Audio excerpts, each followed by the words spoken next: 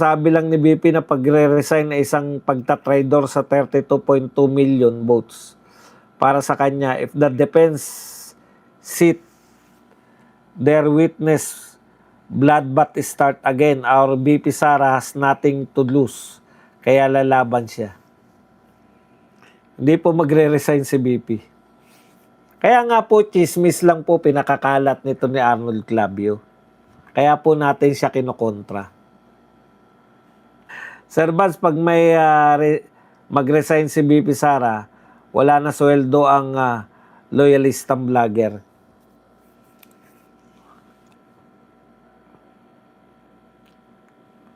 Sana may magsuporta pa sa kanila after ng ni BBM kasi malungkot din pag walang mga kalaban.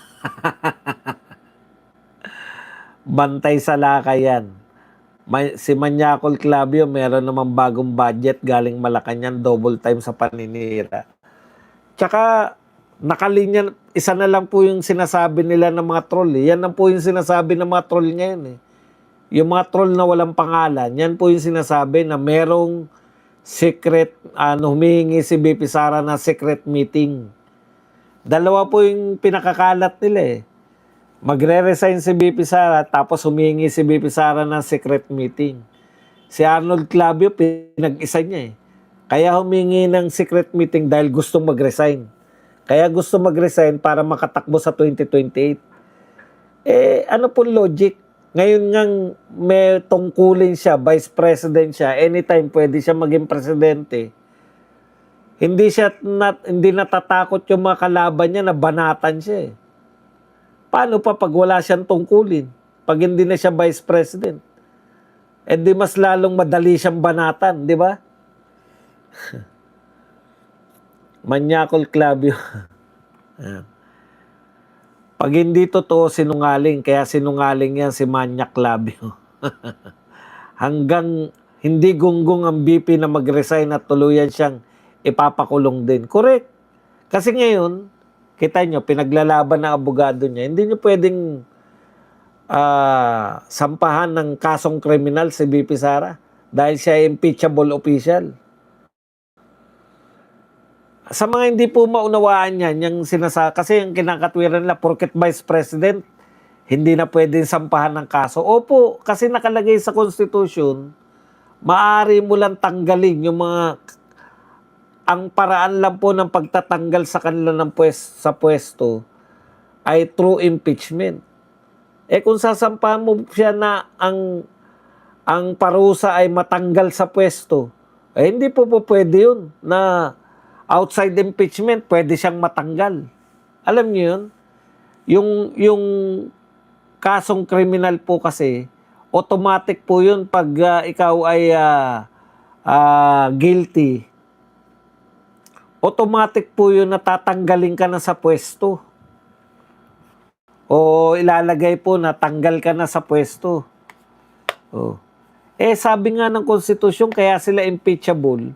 Impeachment lamang ang pwedeng makapagpatanggal sa kanila sa pwesto.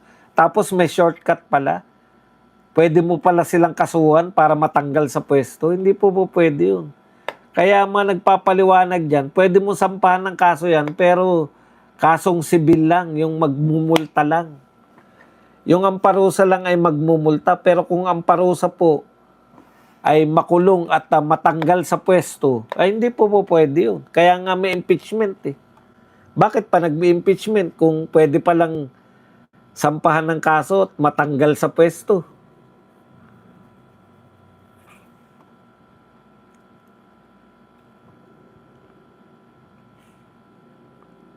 Totohanan lang tayo, iboboto nyo si Sara dahil kay Digong, nakita nyo naman nangyari sa mga anak niya na naging president.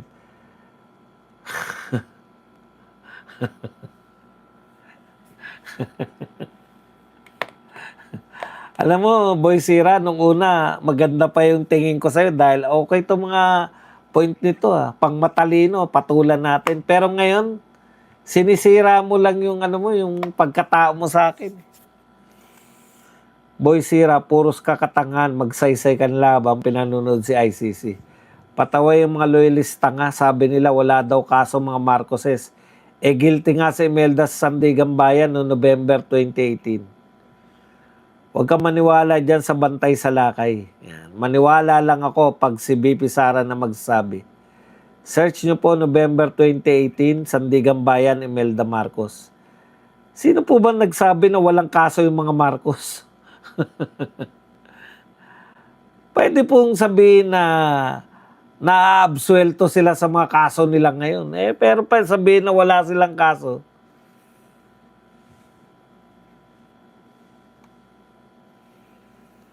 Nakasunod ako sa impeachment trial at sa mga live nyo. Wala na po talagang dahilan na magpatuloy ang impeachment trial dahil obvious na they want to delay para ma-pressure ang ibang senador at makulong. Correct. Kasi wala naman wala. Alam nyo po, alam nga namang unahin ninyo, tignan nyo ano po ang logic na uunahin nyo yung mga pinakamahihinang kaso? Kaya nila inuna yung mga inuna nilang kaso dahil sa tingin nila yan yung pinakamalakas. Yung pinakamalakas nilang kaso, yung death threat, nakita na po ng mga tao na hindi talaga siya malakas dahil alam niyo, hindi ko nakita yung anggulo nun Yung anggulo ng mga ang lagi ko lang sinasabi nun, yung sinasabi niyong death threat, may kondisyon di ba? Pag ako gurgurin mo sila. Pero hindi ko po nakita yung punto nung depensa na kung naniniwala kayo, kung ang tanging basehan ninyo yung sinabi ni BP Sara, sinabi niyang corrupt tong mga opisyal na to Di ba? Bakit hindi niyo sila pakulong? Ipapakulong, impeach nyo, tatanggalin nyo sa pwesto si BP Sara dahil sa sinabi niya. Sinabi niya rin ng mga korupto si Martin, sinabi niya rin na pinapagurgur, hindi niya direkta sinabi, pero yun yung punto niya di ba? Pinagugurgur siya ng 3. Bakit hindi nyo rin sila litisin? Ibig sabihin, ang punto dun, selective. Isang sentence, hatiin mo, eto lang yung paniniwalaan mo, pero yung unang bahagi ng sentence, hindi mo paniniwalaan. Sa mga sinabi ni BP Sara, hindi ka naniniwala na corrupt si Martin at saka si Saldico. Pero, naniniwala ka na ipapagurgur. Sinabi rin ni BP Sara, di ba? Yun yung problema ninyo pare-pareho.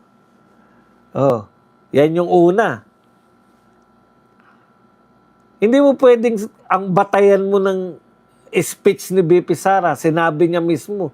Siya mismo nagsalita. Siya rin nagsalita na si Martin at si sila may control ng budget Bakit hindi nyo hulihin,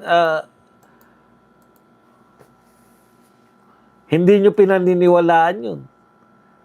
Ano ba yung sinabi ni BP Sara kay BBM? Hindi marunong magpresidente. Kung ang pagbabatayan nyo lang yung sinabi ni BP Sara, hindi pala marunong magpresidente, hindi nakarapat dapat yan na presidente. Dapat si BP Sara na presidente. Hindi po pwedeng yung sinabi ni BP Sara dito, paniniwalaan nyo. Yung sinabi niya naman dito sa kabila, hindi nyo paniniwalaan. Pareho niya sinabi yun. Naalala mo yung sinabi ni BBM sa SONA yung state tax condonation? May 203 billion state tax liability ang pamilya Marcos. Malamang yan ipapasok sa condonation yan para hindi na sila magbayad. Pwede. Baka nga matagal na pong wala yan. Kasi hindi na hinahabol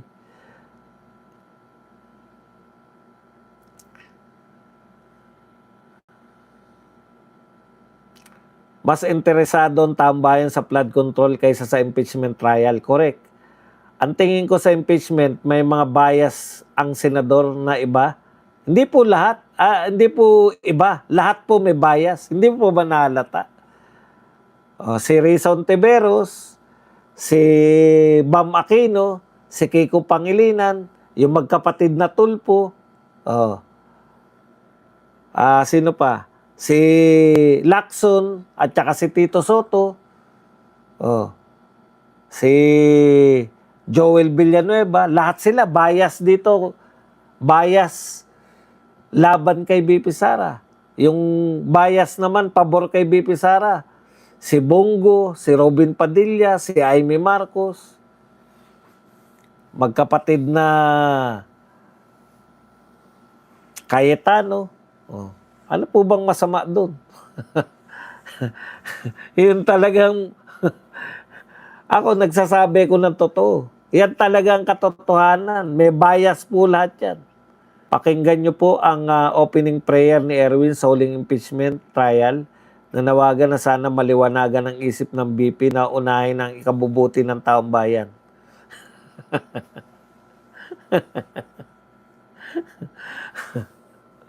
Alam niyo po ba ibig sabihin ng Vice President? Sa tingin niyo po ba si BP Sara nagpapatakbo ng Pilipinas? Kung sa tingin niyo po si BP Sara nagpapatakbo ng Pilipinas, di sana wala tayong problema ngayon. Hindi po. Kahit na ano pong gawin ng Vice President. Halimbawa po, bibigyan ko kayo na halimbawa. Panahon ni Tatay Digong, kontrang-kontra yung kanyang Vice President. Kahit na ano pang gawing pang-kontra ng Vice President, presidente pa rin po nagpapasya sa Pilipinas. Baka nakakalimutan nyo. Pag sinabi pong, naapektuhan si Digong ni Leni. Hindi po. Ang isang matatag na presidente, kahit na anong gawin paninira ng Vice President niya, walang epekto yan. Di ba? Sino maniniwala sa'yo kung meron naman yung paninira ni Leni mula nung nagsimula sila, mula nung magsimula siya maging Vice President, hanggang magtapos sila ni Digong ng pagiging Presidente at Vice President, sinisiraan si Digong. May epekto ba sa tao yun? Hindi ba 90% pa rin si Tatay Digong? Kaya yung mga ganyan na ang problema ng Pilipinas ay paninira ng Vice President, kalokohan po yan. Ang Pilipinas, nung panahon ni Tatay Digong, walang tigil si Leni Robredo sa kababanat. Wala rin tigil yung mga kakampi niya sa kababanat. May epekto ba sa pagpapatakbo ni Digong? Wala. Ang maapektuhan lang po ng banat, wala talagang ginagawa. Ibig nyo sabihin, ang mga problema natin dahil umaangal si BP Sara. Kaya nagkaroon ng pagnanakaw sa flood control dahil umaangal si BP Sara. Kaya bumagsak ang ekonomiya natin dahil sa umaangal si BP Sara. Kaya mataas ang inflation rate dahil umaangal si BP Sara. Kaya walang pumapasok na turista dahil umaangal si BP Sara. Isip-isip din kayo. Ang nagpapatakbo po ng gobyerno ay presidente.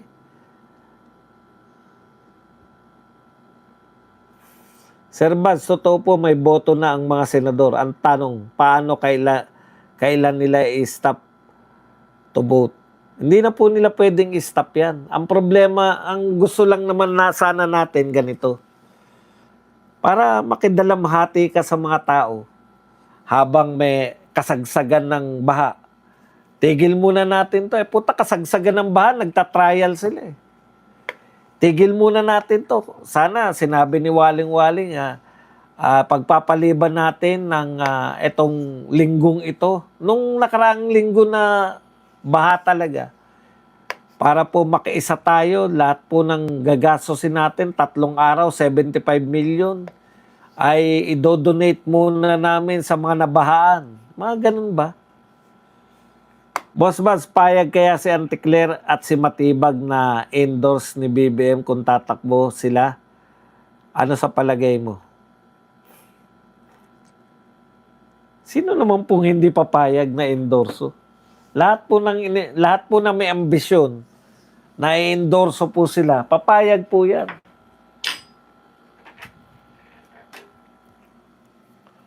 Sa tingin nyo ba wala silang mga pangarap na magpresidente at vice president o senador? Meron po yan. Ako nga, sa tingin ko, kaya kong mag-senador pa eh. Sa tingin ko nga, mas marami pa akong magagawang batas. Makakapag, ano pa ako, anong tawag doon? Makakapag,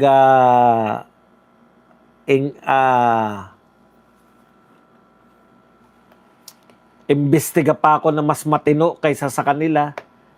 Pero, hindi natin kaya maging senador eh.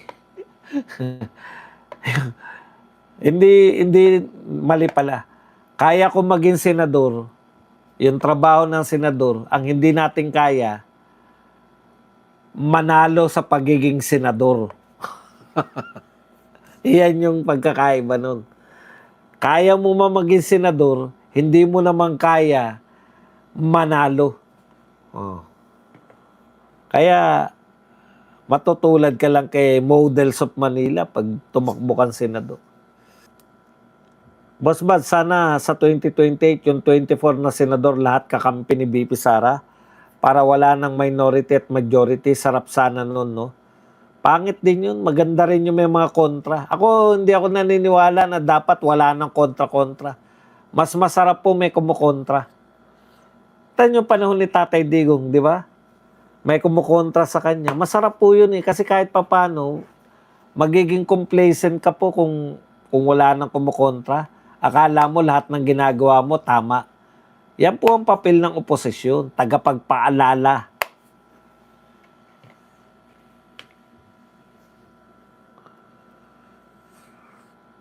Sa panahon daw ni Tatay Digong, lumaki daw ang utang ng Pinas, sabi ni Palsis.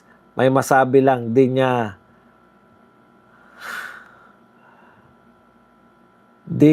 pandemic at maraming projects.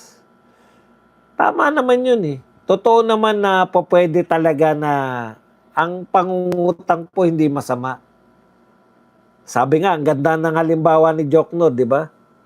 Nangutang ka. Tutubo yung pera mo ng 20%. Negosyante ka. Umutang ka, tutubo yung pera mo ng 20%. Ang bayad mo sa utang mo, 3% lang. O di, may kita ka pang 17%. Yun eh. Ganun po yung pag-uutang. Dapat, mayroon kang hinahangad na balik. Kasi kung wala namang balik yung pangungutang mo, huwag ka nang mag-budget ng mataas. Halimbawa po, nung panahon ni Tatay Digong, nangutang tayo ng nangutang, namuhunan tayo sa infrastructure. Ang dami naman pumasok na foreign investment. Ang daming pumasok na turista. Mababawi mo rin yun. Tsaka dun pa lang sa, alam nyo ba na pagpapagawa pa lang ng, hindi mo kinakailangan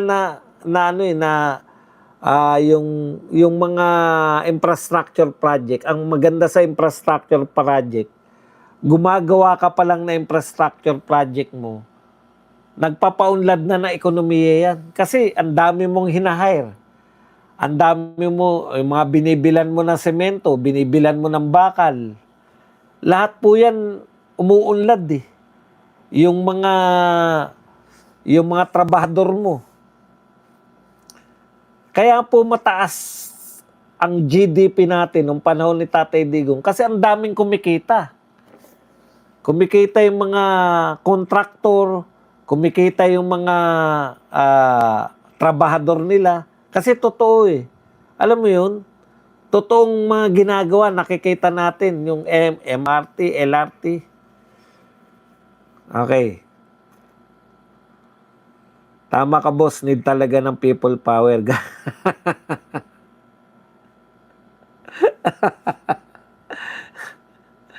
Sir Badong, ang ads mo po. Bugon man yan si Palsis. Sir Bads, talaga naghigpit na dito sa HK. Kanina lang invite ng immigration officer yung sikat na vlogger dito na si Chief Boy. Kaya mahirap na po.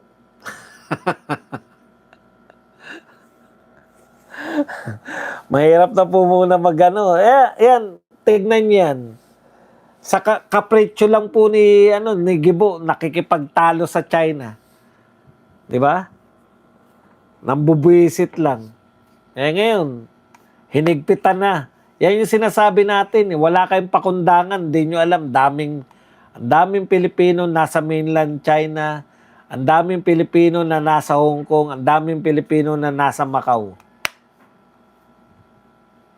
Nangyari na sa Hong Kong yan, naalala ko, maangal yung mga OFW natin kasi pinag-initan sila.